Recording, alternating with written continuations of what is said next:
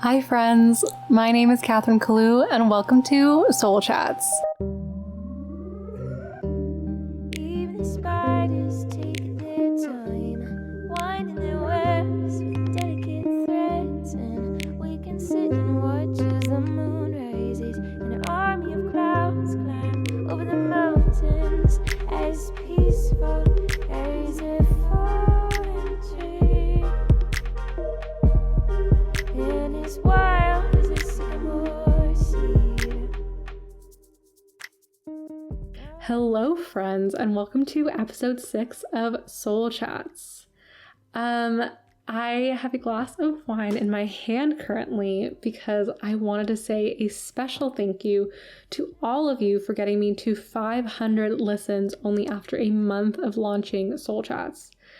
I truly never ever imagined in my wildest dreams of reaching a milestone like that so quickly. This has been just such a fun, amazing, beautiful, fulfilling experience for me. And it just truly means the world to me that so many people are listening and enjoying and checking back in. So thank you all for contributing and helping me reach that goal. So with that, today's episode is with the absolutely wonderful Lauren Thomason and focuses around the idea of body image and our personal experiences with and thoughts on that. With that being said, I do want to raise a bit of a trigger warning.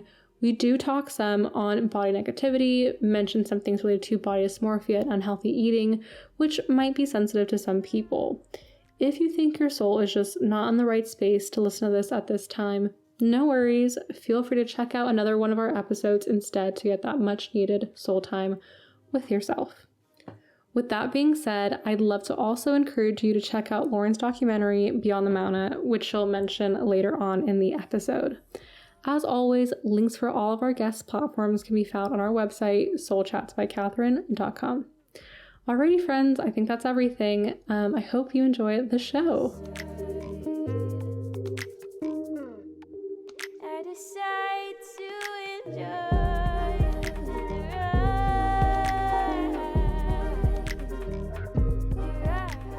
And we're live. Oh my gosh, exciting. Well, hi, Lauren. Thank you so much for being on the show today. I'm so excited we're finally doing this. Oh my God, thank you for having me. I'm super excited to be doing this too. I feel like every time we talk, we're like, oh wait, we have to hold off. We got to save this for the podcast. I'm like, this is too good. No.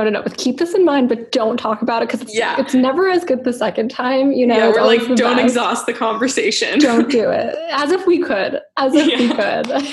Exactly. All right. Well, first things first, Lauren's a loyal listener to Soul Chats, probably one of my top fans for sure. Yes, absolutely. She's well equipped for this chat today. Every episode I have listened to, I'll probably bring up at some point all of my faves. All right. Well, Lauren, how is your soul doing today? My soul is feeling very fulfilled at the moment. I feel like I've been surrounding myself with all good chats with good friends, and I have been cat sitting this week. So I'm at a house in the mountains and I keep going on walks and stuff, which is like making me feel really great. I finally am trying to get into cooking. I always hated cooking. Now I listen to podcasts, your podcast, while I do it. And so now like that's made it more enjoyable for me. Been making some family recipes. Ooh. Been talking to my parents, and my grandmas and everything, like really great. Yeah, like my brother only lives like 15 minutes from me now. And now that I've just moved to LA, super fun.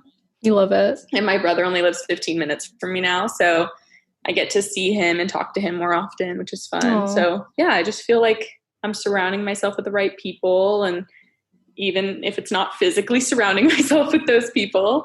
And yeah, and even though Corona made things very different, I feel like I'm just kind of taking it day by day now. And, you know, looking for a job. If anyone wants to hire me, let me know. Looking for entertainment careers. Anything in LA, we'll take it. Yeah, anything. But yeah. I'm so glad to hear that. I appreciate, you're one of those people that's just like, you're an optimist, and I so appreciate that, because I think right now a lot of people, including myself, but like have a harder time recognizing the good and like appreciating the good moments of what we do have that maybe we wouldn't have otherwise. And I feel like you're one of those people that like don't do that. You're very much one of those people that like see the bright side, appreciate it, and like remind me. I'm like, yeah, you know, my mother would completely disagree with you. She thinks I'm the biggest pessimist in the world. You know, when you talk with your mom, it's a little we're all different people with our mom. I'm glad that you think that I'm an optimist. That looks good on me. So do you see yourself as an optimist? I see myself as an optimist most of the time, but like I can see why my mom would think I'm a pessimist. Like I understand where she's coming from. Yeah. Moms just know every side of you. And also like it takes like a little effort to be an optimist, and that little bit of effort makes me feel better. So I feel like it's worth it. So I make an active effort to be an optimist. Yeah. Yeah. I mean, life is only as good as your mindset, you know, and if your mindset's, I don't know, I just feel like when I find for me personally, like I can, like, again, with my kind of like my own issues with anxiety and such, like in my head, I'm a pessimist, but whenever I like in like verbally, like whenever I talk, that's why I like talking like with friends or with someone about my issues. Cause like in my head, it's always pessimistic, but when I talk about it, I always turn it into optimism. Yes. I am such like I have to talk things out to understand them myself. So yeah, like that's why I'm like pro therapy. Like everyone please go to therapy. Love it. Like snaps. Yeah. My therapist is amazing. I love her. And like literally half the time she's like, Lauren, you just talked yourself into like, she's just like there. She's like, you just got yourself there. Like, and I was like, oh my God. That's so funny. Yeah. Okay. Well, Lauren, how are we going to tell people our story? So I will say Lauren's also someone I went to our love story. It's a love story, Catherine. We fell in love. That's what I'm saying. Okay, great. I'm totally on board for this. Yes. Lauren, I also went to Chapman University. Everyone, I feel like most people I've interviewed so far have gone to Chapman University, but I've met some really amazing people at my school, and I just want to interview everyone. So Lauren's another one of those people. I feel like Lauren has something she wants to say, so I'm going to let you take it away from here. Okay, so this is our love story. Last summer, I was like living in LA for the summer with my brother, and I had put up an Instagram story that was like, I'm in LA, like reach out to me if you want to hang out, which LOL was definitely like, I put it up there for one specific boy who was working in LA for the summer. Really? Yes, I did. I put it up for a boy, which like kind of worked. Like we like did hang out, but like also it was like way more like, I'm so happy that I put this story up specifically for the reason that you were the first person to message me off of it. And our love story would have never happened if I hadn't posted that Instagram story. So even though I guess that's true, we don't need boys in our life, it's fine. Like I didn't need this boy. I'm so happy I put up this Instagram story and that you reached out to me, because you were like, I'm back from abroad. I'd love to see you. I'll be at this coffee shop. And I was like, oh my God, incredible. I remember like telling my brother, like, I get to hang out with this girl named Catherine. I'm going to go meet up with this girl, Catherine, at the coffee shop. Like, she's friends with my friends. We're going to be friends. And then we hung out. I found out about this concert that I wanted to go to while we were hanging out. We hung out at the coffee shop for like 5 hours. Yeah, it's my favorite coffee shop in LA. But yeah, we like sat there just and like chatted for like hours. Yeah, and then I was like, oh, we should go to this concert. And you were like, sure.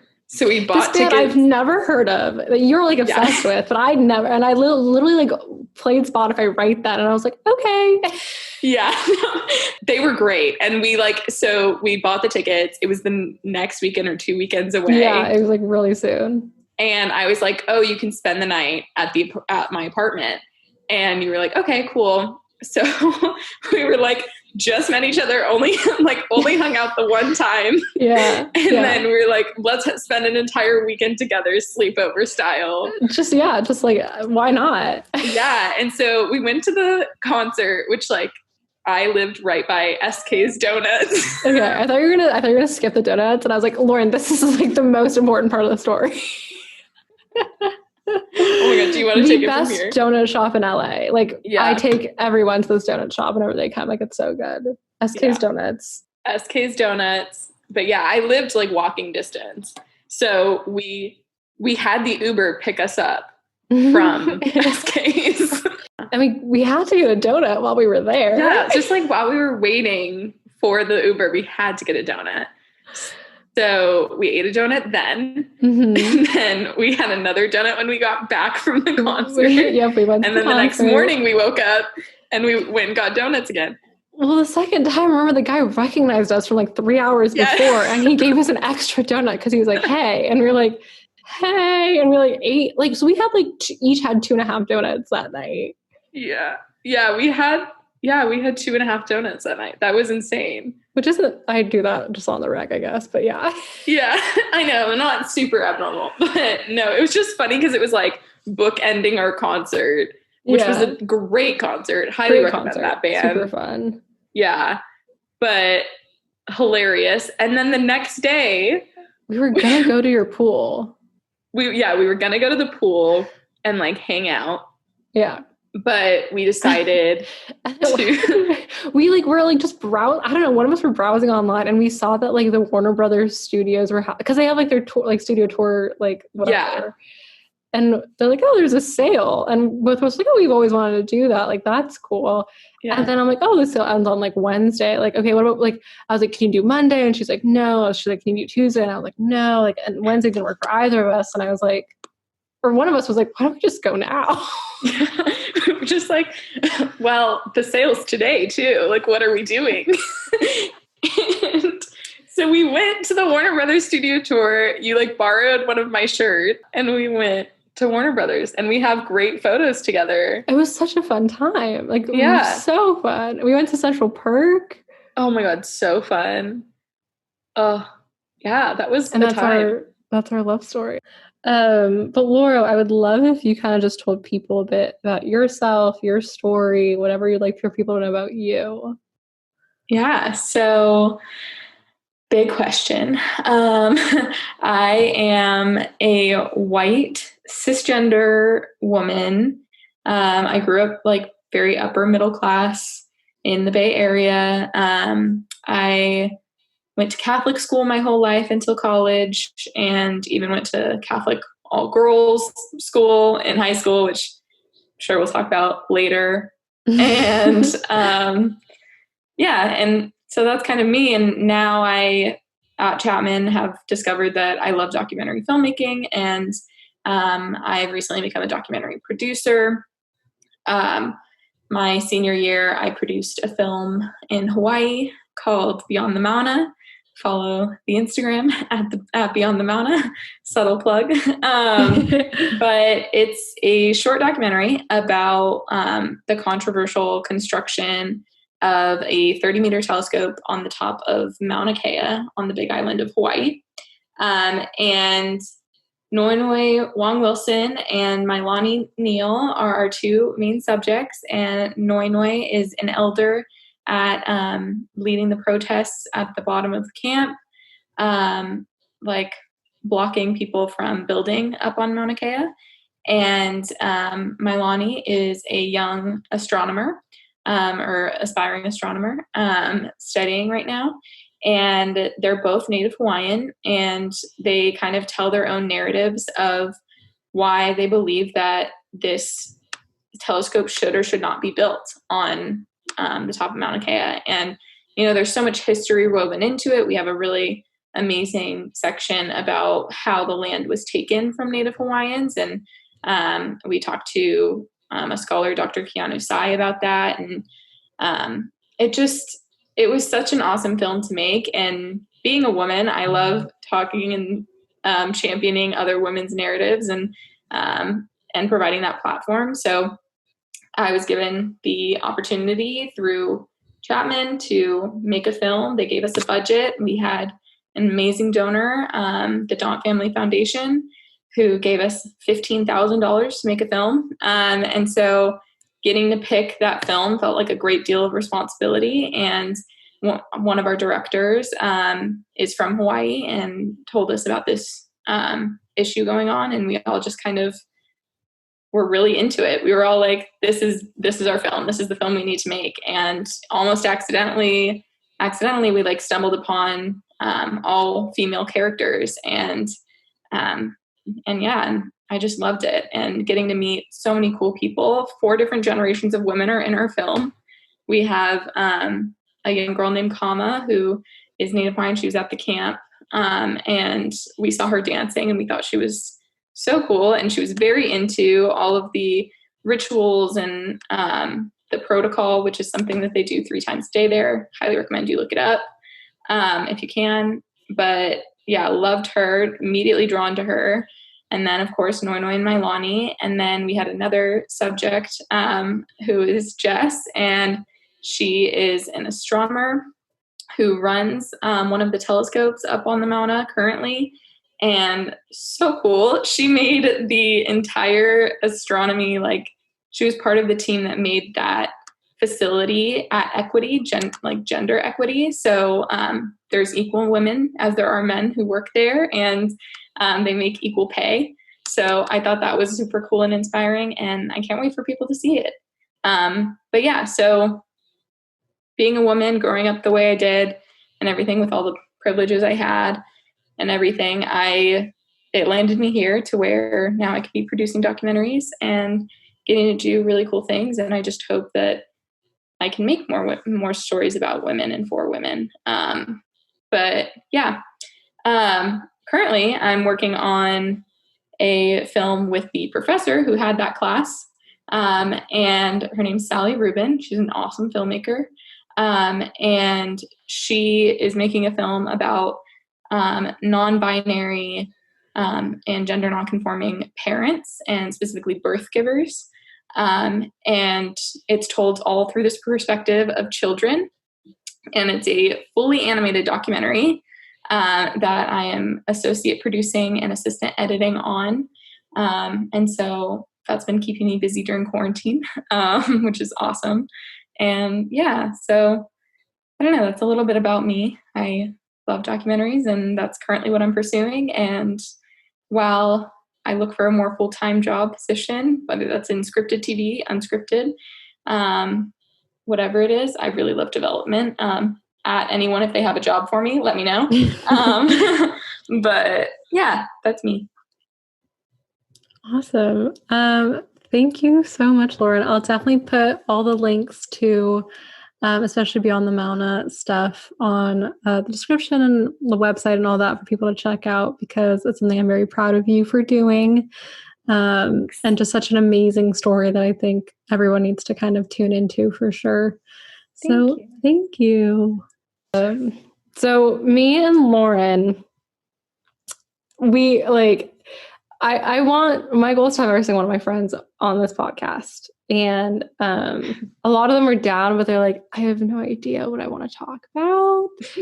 When I asked Lauren, she gave me kind of an itemized list of different things we could talk about. And I was like, Lauren's ready to go. We're gonna hop on this, girl. But so one of the things that Lauren had on the list that I think I was like, this one, like, yes, because we, I think, have very similar experiences and kind of thoughts on this, but kind of just this idea of body positivity, self-esteem, body dysmorphia, however you kind of want to like think of it.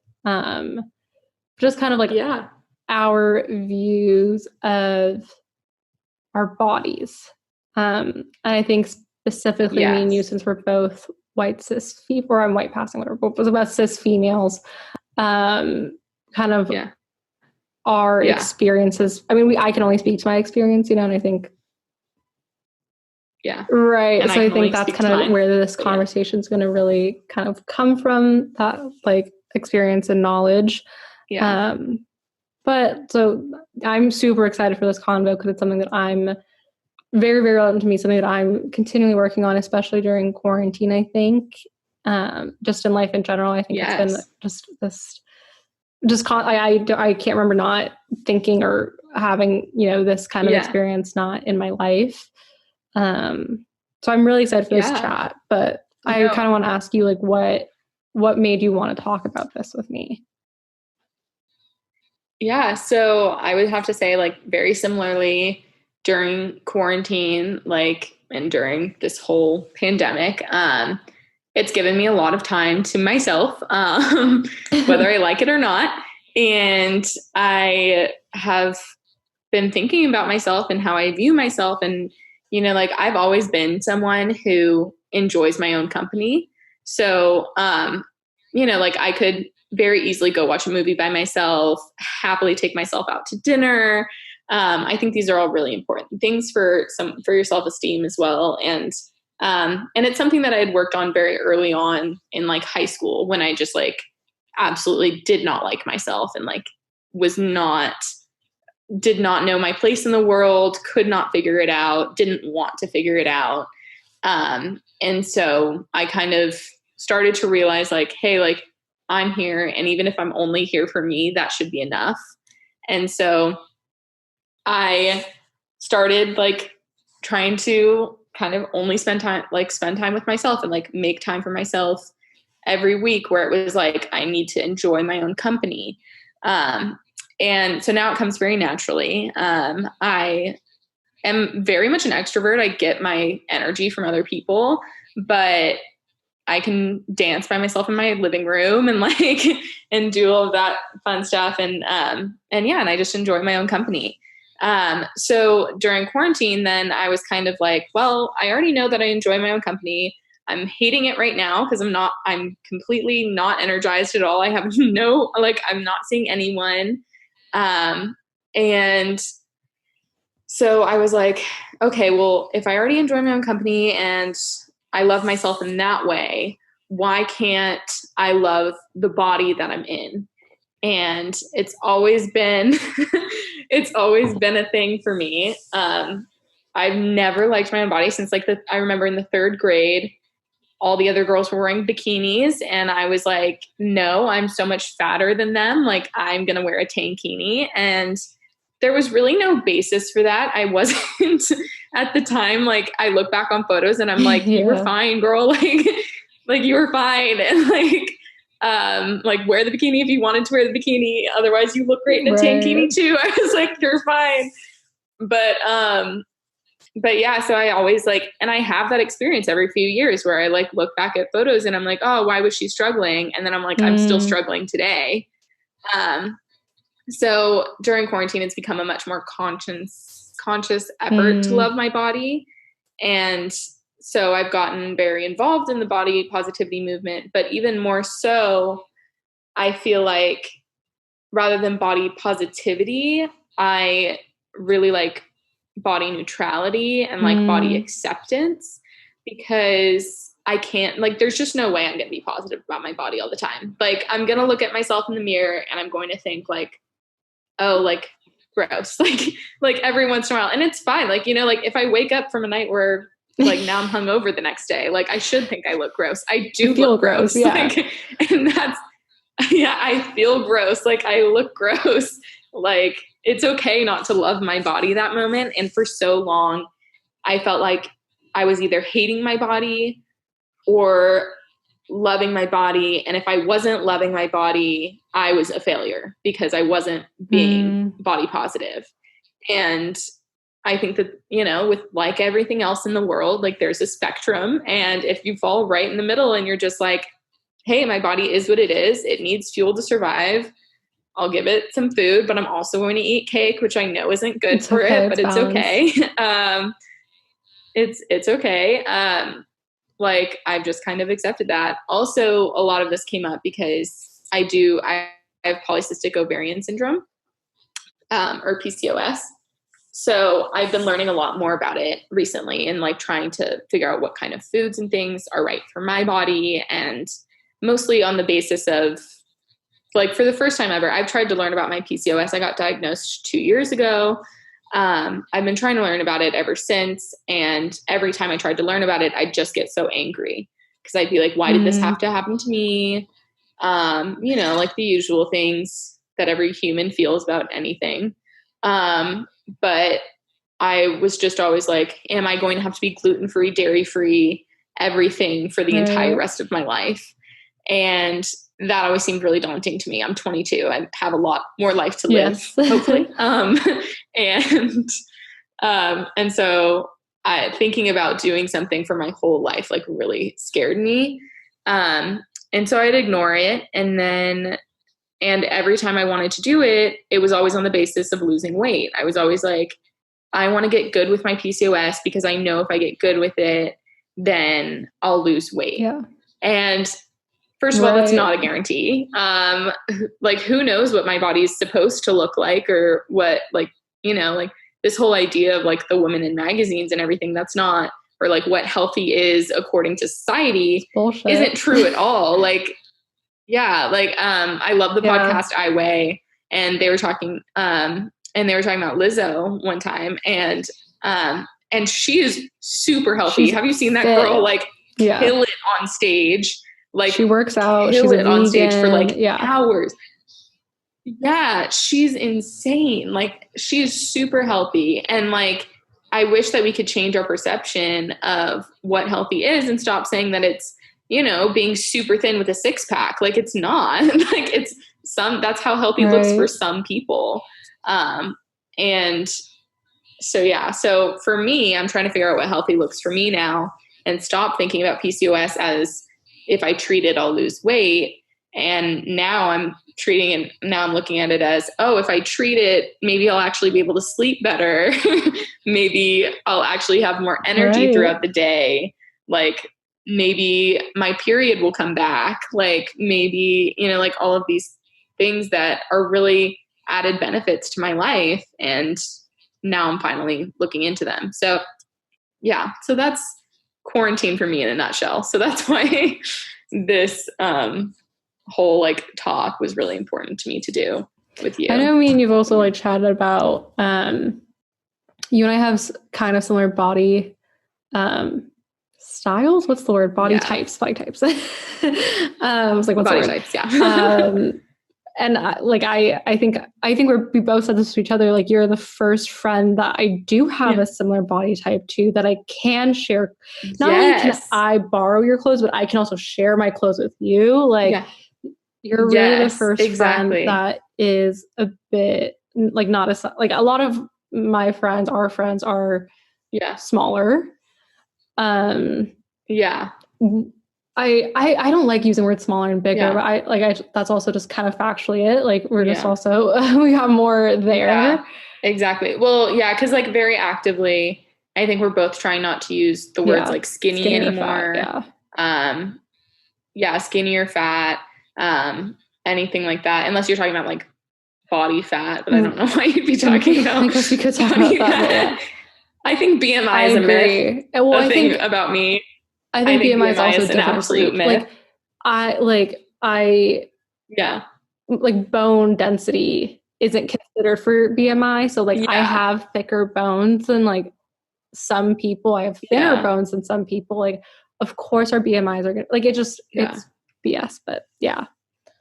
Yeah, exactly. But I remember talking to my therapist and being like, I didn't realize how important it was to me. Like I've only had friends my whole life that had different body types than mine.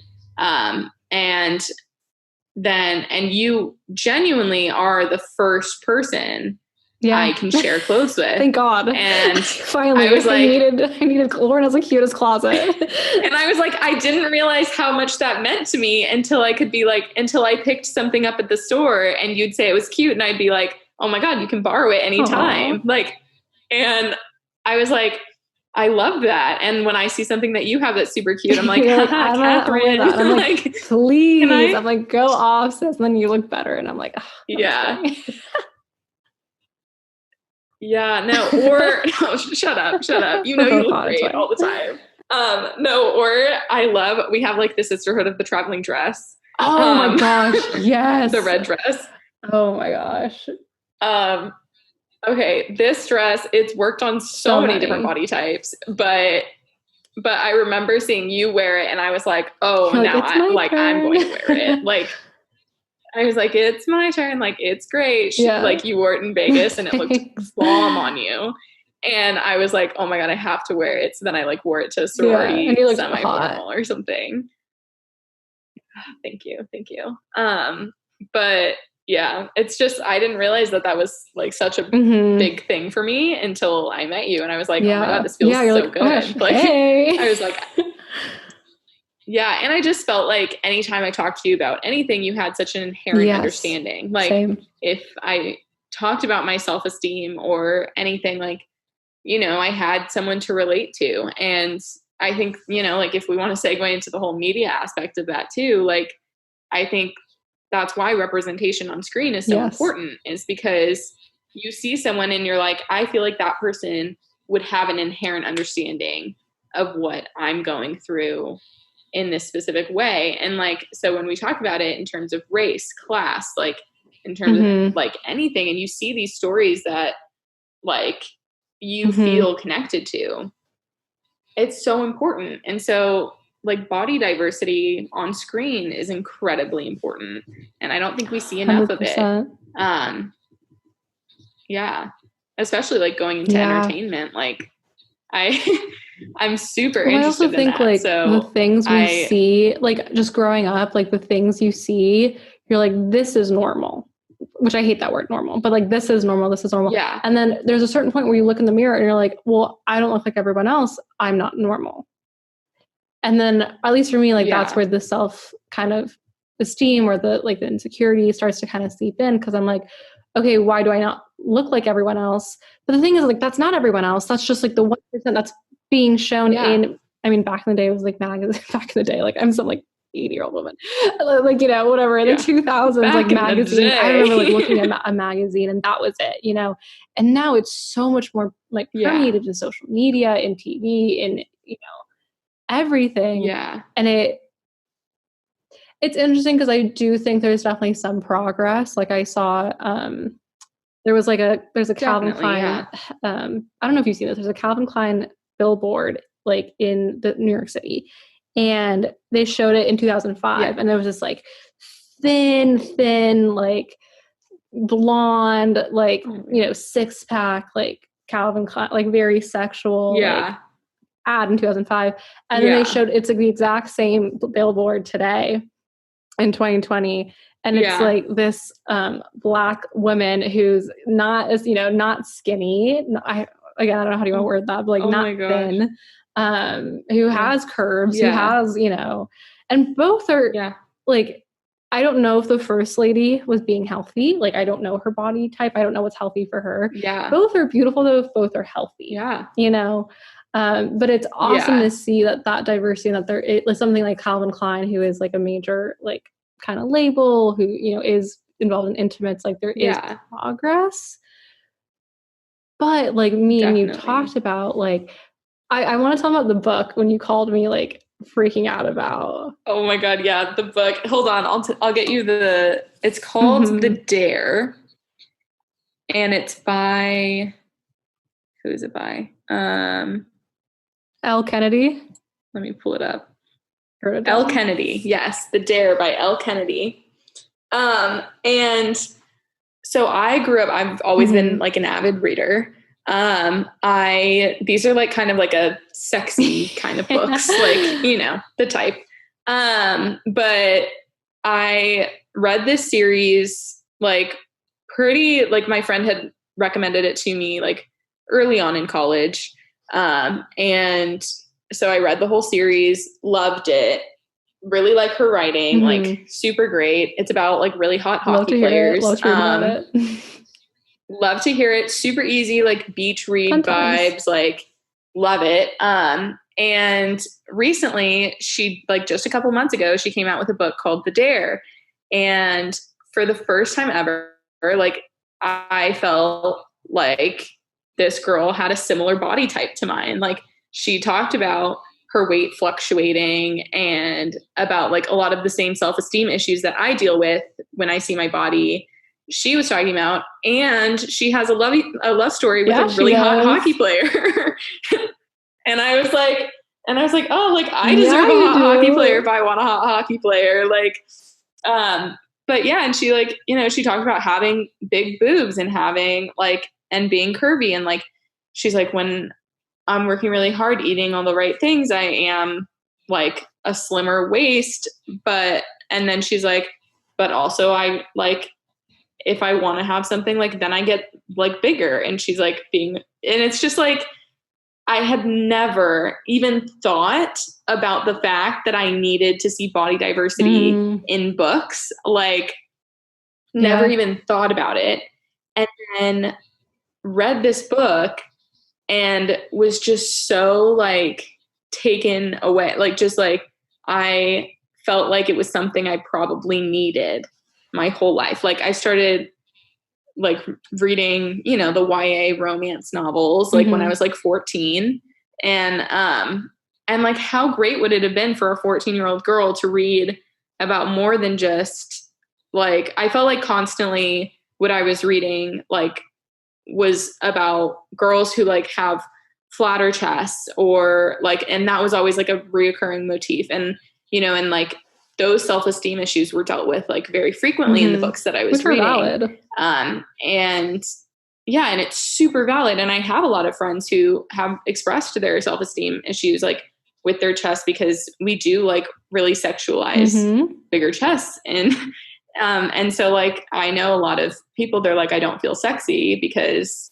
like, maybe like my boobs aren't as big as the girl on the magazine cover. And I'm like, well, that's like, that's fucked up. Like, like, I'm like, that's horrible. And so like a lot of the time I'd read that in books, and, you know, and it was like, it felt great to be hearing about self-esteem issues and knowing I wasn't the only one dealing with them, but to always be hearing about the same one and that it wasn't the same struggle that I was having. I just never even realized that something I could have needed back then was like to hear about a girl who had big boobs and that they were sexualized. And, you know, when I was like 14, 15 and my boobs were growing like way faster than everyone else's, and I went to a private Catholic all girls school with a uniform, and, you know, and like I would be called out if like I have a bright colored bra, they'd be like, that, like, it's showing through your white polo. So you like uniform violation. And I was like, what? Like, she's wearing a bright bra too, but she wasn't being called out because it wasn't as noticeable because my boobs were bigger. And, or even like my prom dress almost didn't get approved, because I had a sweetheart neckline, with like, I had like a sweetheart neckline, and I also got spaghetti straps added to it. It was a strapless dress. We were allowed to have strapless dresses. I got spaghetti straps added to it because I wanted to make sure it wasn't ever falling, because I was already self-conscious of my boobs. And so it was even raised higher than it normally would be on my boobs, sweetheart wise. And it almost didn't get approved. They were like, that's showing too much. I think was the comment.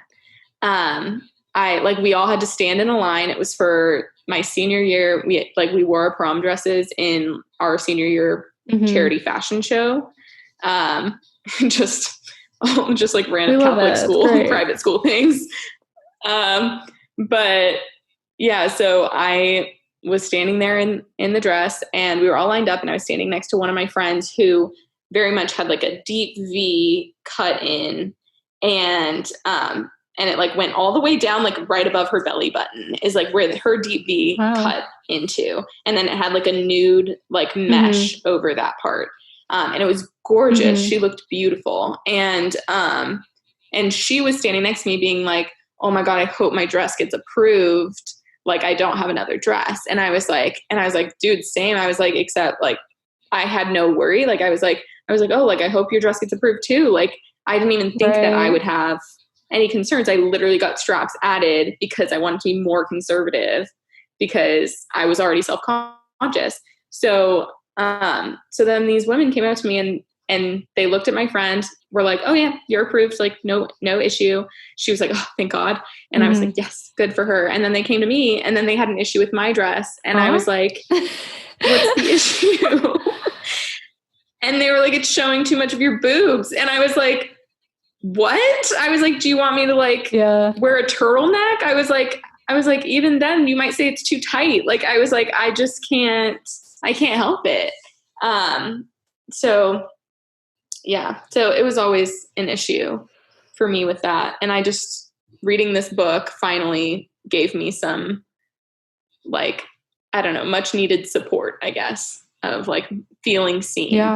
Yeah. Cause you texted me or you called me or something and you told me about it. And I was so stoked because I was like, oh my, and I like thought about it and I was like, have I ever read a character that like looked like me? And it truly wasn't until that moment where I was like, maybe a supporting character once. Never the main character. Supporting character. Never the main character. No, that's exactly. So it's like super awesome to like see that representation, not just kind of like in, I don't know, advertising fashion, but also just like in our like, you know, consumptive entertainment media. I just think it's really important, especially for like younger, you know, girls to experience that because it really impacts you and it takes a second to get that insecurity and then it takes years to overcome it. And it's those years and that energy that is being spent on it that detracts us from using that energy or effort on something more productive or more, you know, like beneficial to us. And it's what kind of, I think, gives us a bit of a disadvantage sometimes as females in this society is having to spend the extra time. I mean, not only just like whether you're insecure or not, but like a lot of the times, like there is an expectation in society to wear makeup, look cute, like, you know, groom yourself, shave, whatever. And it's like, that's literally like minutes in your day that you like spend that like, you know, a lot of cis males especially don't need to as much. And it's time, like, you know what I mean? Like time is valuable and it's time that could be spent on something else. And it's so frustrating sometimes because it's just so normalized. Yeah, definitely. Because, you know, like, and I like spending that time, but I'm also like, have I been conditioned to like spending that time? Like, I'm like, I don't know. Like, I'm like, what is my life with, how much free will do I have? You know, like that whole crazy conversation you can have about free will.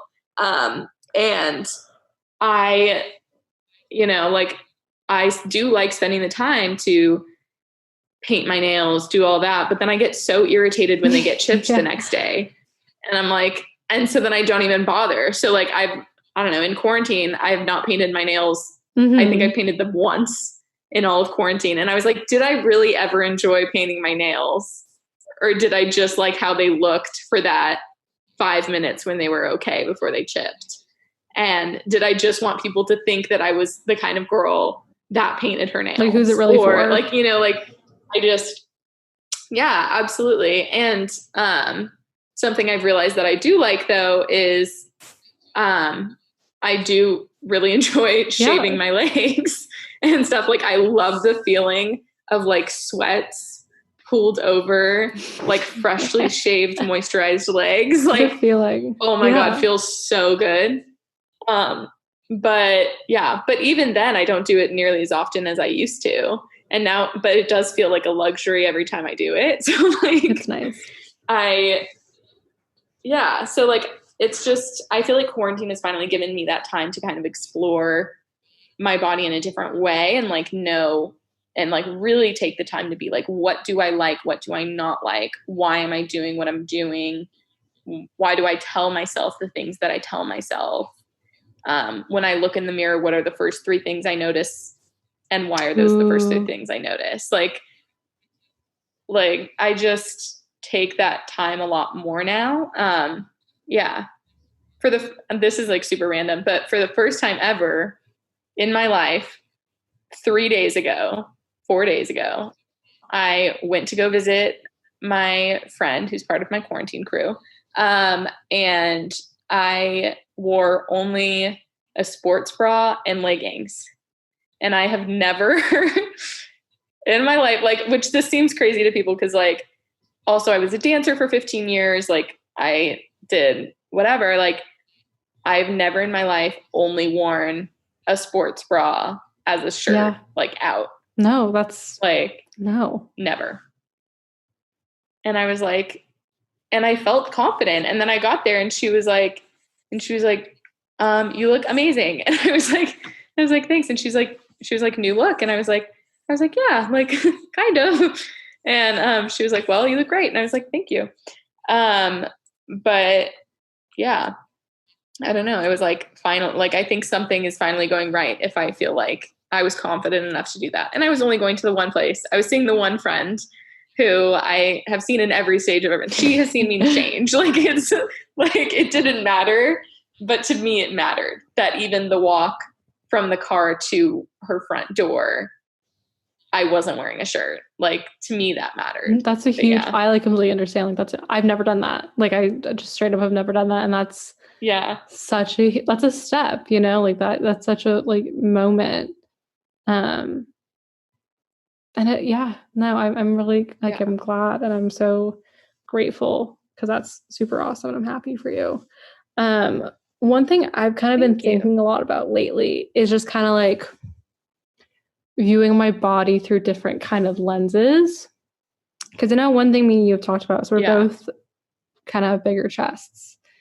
Yes. And so many times with friends who maybe don't have the same body type, when I've kind of like, you know, been in my moments of kind of insecurity, self-esteem issues, and I like kind of communicate that, the first thing that they kind of do to perk me up is like, oh my gosh, but you have such amazing boobs.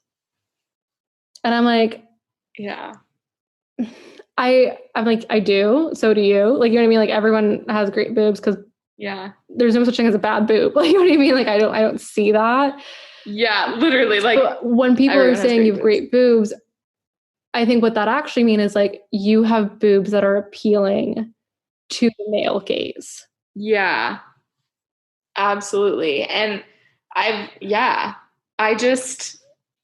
and it really like is hard for me too. Like, I feel like, you know, especially going to the all girls Catholic school and like having been told for so long that my boobs were promiscuous. And like, you know, like if I showed them off at all, I would look like a hoe. I would look like I'm slutty. I would look like, you know, all these horrible words that like we use for women who like to have sex, which like isn't a bad thing, first of all, but which is nature. And then to be using those words in a derogatory sense towards someone who hasn't even expressed like a want to have sex, like who was just like living her life and like has big boobs. I was like, I just felt like I needed to cover them up all the time, or I would always be misread. And, you know, like I would always be seen as that person, or, which like, it shouldn't be bad to be seen as someone who likes to have sex anyway, but for that to be equated with big boobs makes absolutely no sense. Like, women with small boobs like to have women with big sex boobs all the time. Don't like to have sex. Like, it doesn't. There's no correlation there. There's no correlation. I'm like, and you know, and I get that people are always trying to like especially like our friends and like all of my friends and my whole life, like, and I do this too, is like complimenting each other on our looks to make each other feel better, because you know that that's the self-esteem issue that you're struggling with, is that you don't like, is that personally, like when I have like my self-esteem issues that we're talking about right now, like have to do with my physical appearance. And so it's like, it's almost like they're band-aiding the situation by being like, oh no, like you don't think you look great, but you do, you look great. And it makes me feel better for half a second or whatever. And, you know, and they try to get more specific so that you really feel like it's like it's genuine. So they're like, you look great. Your boobs look great. And in the moment, even that can make me feel better, or that can make me feel good. But it really lasts like half a second, because then I start thinking about, you know, like, oh, like my boobs look great. I was like, okay, cool. Like, but if we're going out and I see a guy tonight, is he going to be looking at my boobs? Is that going to say something about me, about what I want from this interaction, which, you know, rape culture. And I'm like, so then it's just, I'm in my head again. And actually, like, I saw this yesterday on Instagram. I follow this account called the Anti-Diet Plan. Recommend, highly recommend. But it says compliments that aren't about physical appearance. And this is, and I was reading it and I was like, this is so funny, because I feel like, you know, with the whole innate understanding of each other's insecurities and stuff, I feel like these are a lot of the same compliments that we give each other. Like, specifically with you, I feel like we give these compliments a lot. But here they are. 1, you're empowering. 2, I'm glad you exist. 3, you have a beautiful soul. Just saying, soul chats. That's so great. I love it. 4, you're very kind. 5, you restore my faith in humanity. 6, you're so caring. 7, you have a beautiful way of thinking. I love that so much. I'm like, I'm definitely going to follow them. Yeah, because also, like, let's say I'm being like, me. Like my, like I'm about to go out. Do I look cute? I don't know. You know, like how you get. And if someone's like, Lauren, like, shut up. Like, first of all, I just want someone to be like, Lauren, shut up. You have a beautiful soul. Like, that's all that should matter. Like, why that's more treating matter what you the look problem. Like? Yeah. Like, I feel like if you're starting to use these compliments more frequently and like stop trying to like band-aid the insecurity by telling them, and like, I think it is so important to share, you know, so that people can get their own perspective. Like, oh, other people see me this way, even though I see myself this way. Like, I'm not trying to discount that, and whatever makes you feel better, like, makes you feel better. But for me personally, I think, you know, like, I need to start telling my friends that when I'm getting that way and I'm asking them how I look, like, I'm doing it because I'm insecure, and rather than band-aiding the situation, what could actually help is pulling me out of that way of thinking entirely. And I think that would help me specifically. And I really want to work to stop complimenting people on their appearances so much. But yeah.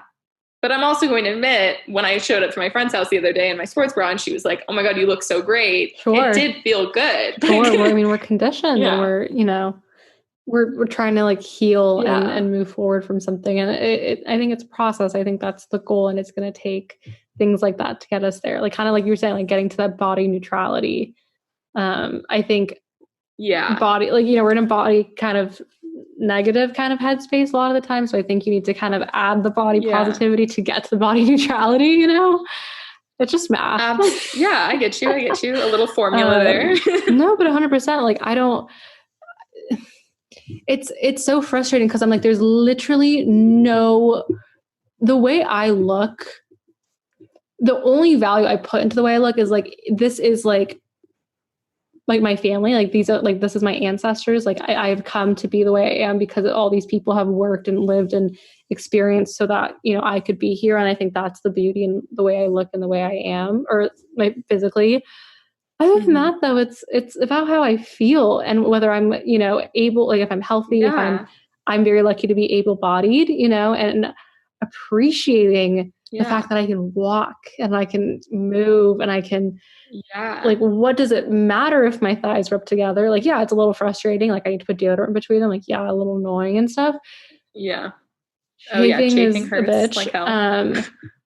I'm like, why? Like, why does it matter? And then I'm like, oh, because the clothing industry, the fashion industry, like, there's no clothing for me. Like I don't, Yeah. I can't shop with friends. Like I can't, you know, Yeah. I'm always kind of like, oh, I don't know if this is going to fit. I don't know. And then I don't shop. And then I, you know, miss out on, I love style and fashion, and I miss out on that kind of part of my personality and creativity. And in a way that people whose bodies happen to kind of fit that kind of fashion industry mold of the size 00 to, you know, maybe 10, 12, 14, maybe. I think it's anything past 12, you're considered plus size technically.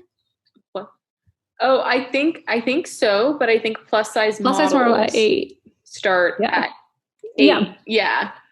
Which is so crazy to me, but and then I think the average size of women, I don't know if it's like cis women or just, I don't know what the stat is exactly, but it's like the average is like 18 or something in the US. It's like that's the average. So I'm like, we're missing most people here. Like we're getting like a quarter of, you know, people here. Yeah. And it's just, it's so unnecessary. It's so frustrating. And I personally think part of it comes from living in a patriarchy and being sexual objects and objectifying ourselves and objectifying our own bodies and causing an unhealthy, you know, I think we've talked about this. Like we've both had unhealthy relationships with food and with eating and with exercise and all of the above. And I know like for me personally, like when people say I've looked my best is when I wasn't nourishing myself enough. And I was also in the worst mental health state. But everyone's like, you look great. And I was like, well, I feel like shit. So I'm, you know, that's not it. Yeah. And it's, I don't know, like I said before, like I was a dancer for 15 years. And I always say about myself, whenever I tell people I was a dancer, I just say like, I wasn't a good dancer. I just loved it. Like I always, for whatever reason, I just feel the need, not that these people are ever going to even see me dance in any sort of capacity other than like shaking my butt on the dance floor in a club. Right.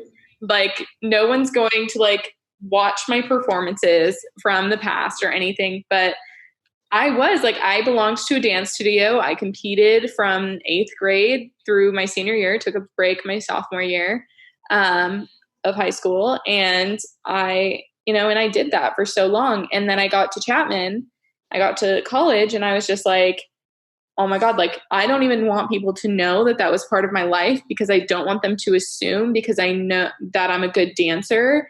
And I don't want them to be thinking, oh, this big girl said she was a dancer. Like, that's not, like, I didn't want to not fit their expectation of what a dancer was.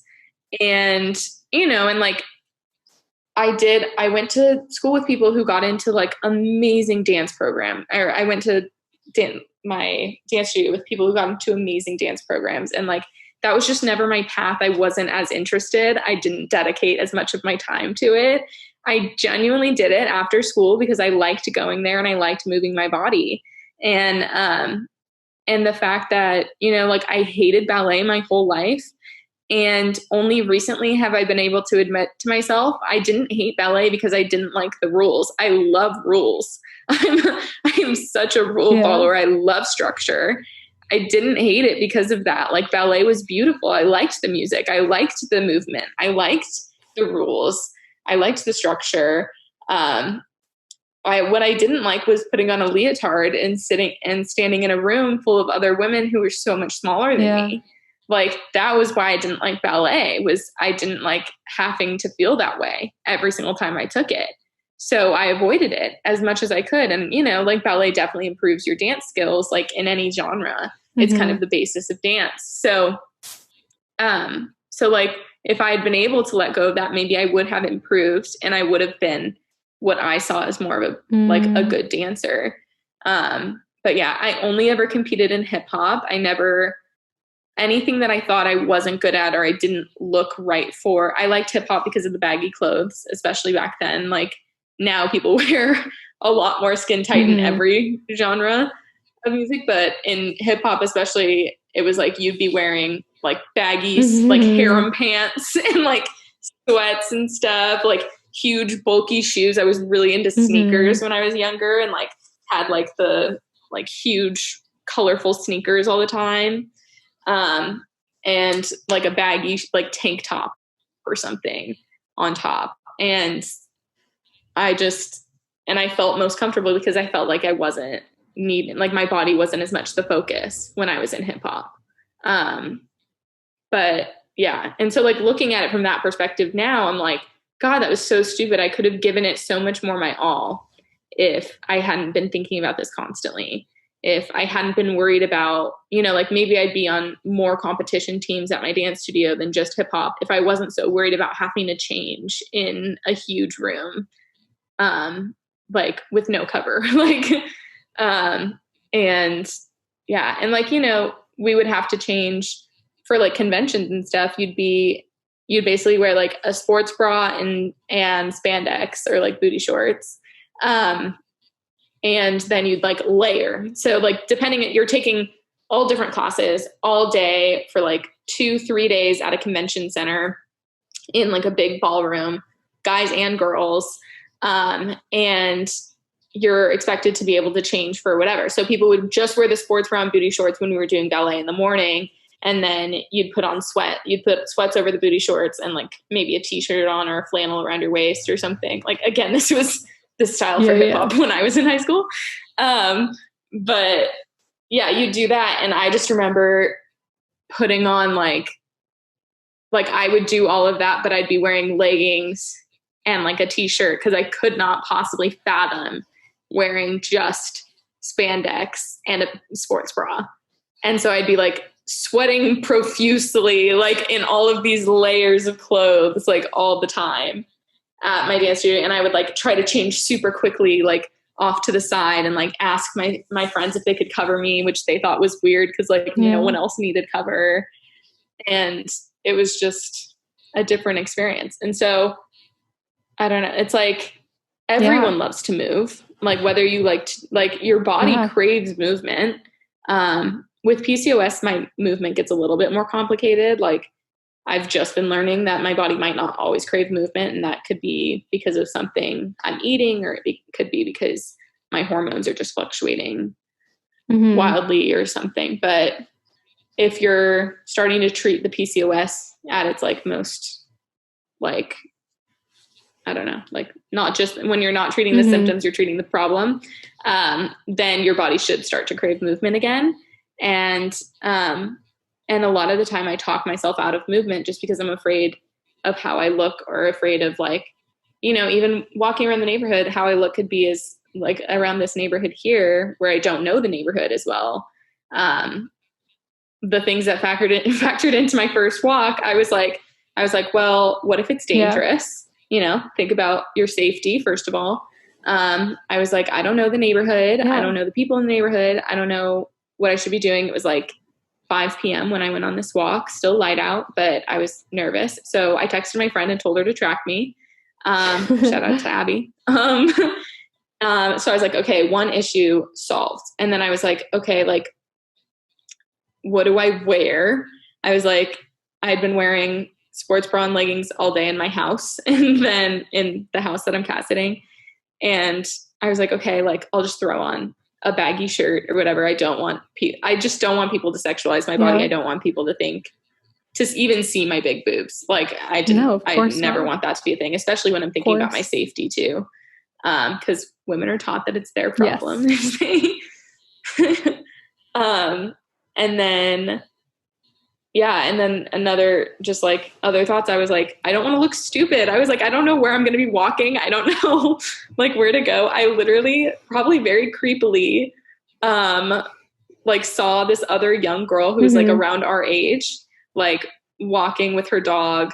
And I just kind of went in the same direction that she was going. And I was like, if it's safe enough for her, it's safe enough for me. Like I'll be good there. And, you know, and like, I think it's stupid that I ever thought I would look stupid for not knowing where I was going. I get that. But, no, I think that's super relatable. And yeah, I think I don't know, just like reflecting on like your childhood and stuff. And like you kind of mentioned earlier, like you look at photos from when you were younger and you're like, what was I thinking? And I think now one of the things I do to try to get myself closer to kind of body neutral, like I'm 21, like when I'm 30, when I'm 50, when I'm 70, I'm going to look back and I'm going to yell at myself and be like, you are in the prime of your life. Like, why, and I think, I look at my body and I think from like looking at it from like, let's say a more like sexual lens. I'm like, okay, cool. Like, this is not bad. This is like, boys are going to be into this, like whatever, which I'm like problematic for sure. And then I look at it from like, problematic for sure. But we all think and then there's kind of this like society lens of just like, okay, my friends, like Instagram, like whatever. And I'm like, okay, needs work. Like, I don't look as good on with like this type of top, like whatever. So problematic. Why do I look at it that way? And then I, look at it from kind of like a self thing where I'm like, okay, like this is fine, whatever. And I'm like, why are these different lenses? Why do I have different opinions on each gaze? Like why am I considering anyone else's gaze but my own? Yeah. No, it's crazy. It's like, I do that too. I try to look at myself through different lenses or I'll try to play into the societal expectations of women who have my boob size and like everything. And I'll try to like play them up when I'm going out or whatever. Like, obviously this is all pre-COVID, been a while, but, I would do that. And then sometimes I'd feel great about it. And sometimes I'd feel really shitty about it. And it was like, I could be wearing the exact same set of clothes and feel completely different on two different days. And then I was realizing like, the reason I felt different was because I had different motivations and I had different thoughts going through my mind. And I'm like, the day that I felt shitty was because I was doing it because I wanted male attention, and then got to the club, like our local bar, and got the male attention and didn't want it. Yeah. And then I felt shitty for the rest of the night. And I was like, oh my God, like, no, I didn't, like, I had to tell that guy repeatedly. I didn't want to like, I didn't want to be grinding on him. Like, I was here with my friends. It was a girls' night and I wanted to feel good and I wanted the male attention. And now I realize, no, like that's not what I wanted at all. And I felt shitty because I dressed up wanting it. And then, but another time I can wear the exact same outfit. It's one of my favorite outfits that I'm thinking of. And I'll wear it just because it's my favorite outfit or just because I feel good in it. And then I feel great. I love it. I love that. So that's it. I mean, I think it's just those, I think it's like rewiring in the intention and like the reasoning and like doing it for yourself and just reminding yourself if it's for me and if it's healthy, that's what it's about.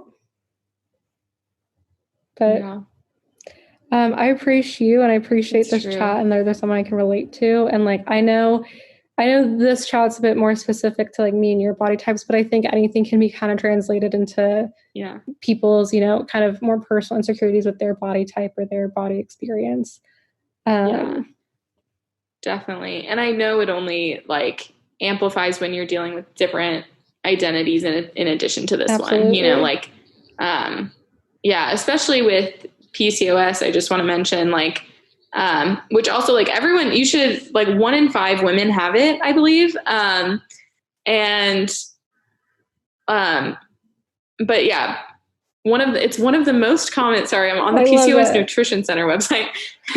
It's one of the most common endocrine disorders. PCOS receives less than 0.1% of funding from National Institutes of Health, even though it's one of the most common disorders. And it just goes to show like women's health is not treated seriously. But so many women have it. And the 3 main diagnoses of it are, I had them saved somewhere. If you have at least 2 of these symptoms, irregular periods, higher levels of androgen, which is male hormones, shown in blood tests or through symptoms like acne, male pattern balding, or extra hair growth on your face, chin, or body, cysts in your ovaries as shown in an ultrasound exam. So I was diagnosed with PCOS because I have very irregular periods, almost to no periods. I'll have like 4 to 5 a year at the most. And I also have like a lot of excess like testosterone in my body. Like my hair grows so fast. My nails grow super fast. I get like facial hair, shave the mustache kind of thing, or like wax it mostly. And like all of that. And then, yeah, I don't know if I get cysts on my ovaries. I haven't had an ultrasound done, but go ask your doctors if you think you have PCOS. And I also know that it's like, I am a white cisgender woman. And so I was able to be diagnosed with PCOS a couple of years ago, a lot earlier than most women are diagnosed. Most people don't get diagnosed until they try to get pregnant and realize that they can't. And so I was diagnosed pretty early on, and I know that in like for women of color and transgender, and people who are transgender, like I know that it's disproportionately less diagnosed. So go ask your healthcare provider, and then ask again and again until you actually get the blood tests done, until you actually get the ultrasound exam, until you have the facts. Don't accept no for an answer until you have all of the facts in your hand. So yeah. So please, everyone, go PCOS. I certainly will whenever I end up being able to go to my gyno. So thank you, because I did not know about PCOS, and I've learned a lot about it through you. But yeah, what a lovely chat. I appreciate you. I appreciate you too. You empower me, as I should say. What was I like? You give me faith in humanity. Yes, that one's so good. It's true. You do give me faith in humanity, Catherine. If everyone was like you, I think we'd be living in a very different world. But to kind of just like end up our convo, like, is there something you would like to manifest for the moment? I'd like to manifest, in the vein of everything we've been talking about, that everyone will start to do something this next week that makes you feel better. Like, date yourself. Like, go, masturbate. I know women don't talk about masturbation. Yeah. Go masturbate, ladies and gents. Go do it and don't feel guilty about it. And go talk to your healthcare provider and like see what's going on with your body. Even like know which hormones are more present. Everyone's body is different. Don't accept the normal whatever. Like, I think, like go figure out what is going on there, what hormones are more present in your body at what times of the month. It's going to be different all the time. And start to like treat your body as your friend. Yeah. Or as an acquaintance if you're more trying to go towards the neutrality. just know of its existence. Recognize it. Yeah, but that's my manifesting. I hope that everyone can do those things. That's great. I think one thing I really want to manifest to try to do is more mindful eating. Something I really want to try to practice more of, and just pay attention to, like, just be more aware and just like, again, nourish my body and appreciate it more than I do, instead of just trying to like ignore it. Yeah, absolutely. Yeah. Mindful eating is really important.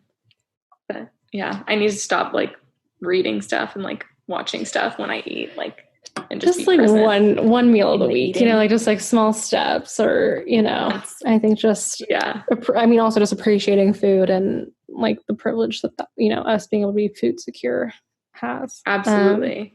But thank you so much, Lauren. I had such a good chat. I'm glad that was great. I'm so glad we finally got to do this.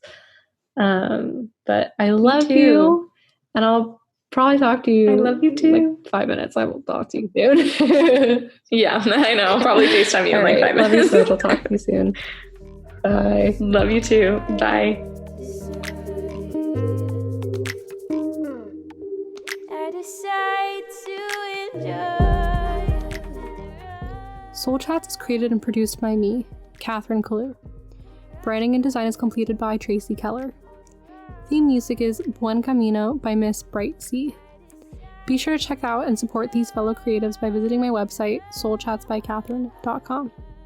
While you're there, be sure to also check out episode notes, which include some questions brought up during today's episode to keep in mind for the week, as well as our guest links if you'd like to follow them and get to know them a bit more.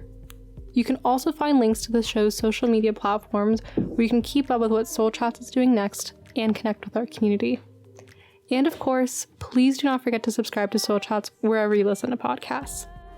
All right, thanks so much, friends. I'll see you next week.